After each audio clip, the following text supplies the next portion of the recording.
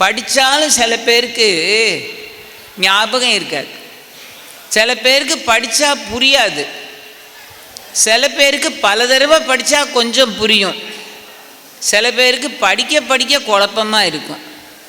கஷ்டப்பட்டு தானே குழந்தைகள்லாம் படிக்கிறாங்க, சிரமப்படாமல் ஒன்றும் படிக்கலையே. திரும்ப திரும்ப படித்தா ஞாபகம் இருக்கும்னு தான் ஆசிரியர்கள்லாம் படித்ததோடு நிறுத்தாதேடா, வீட்டில் படித்து எழுதிப்பார், அப்போ தான் மனசில் தங்கும் அப்படிம்பார்கள். ஏன்னா படித்ததை மனசில் தங்க வைக்கிறது. ஆனால் படிக்காமலேயே ஞானம் கிடைக்கிறதுங்கிறது இறைவனுடைய பேரருள். படிக்காமலேயே ஞானம்.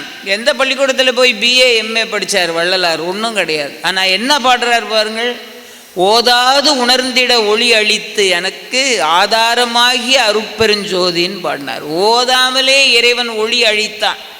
என்ன ஒளி? ஞான ஒளி.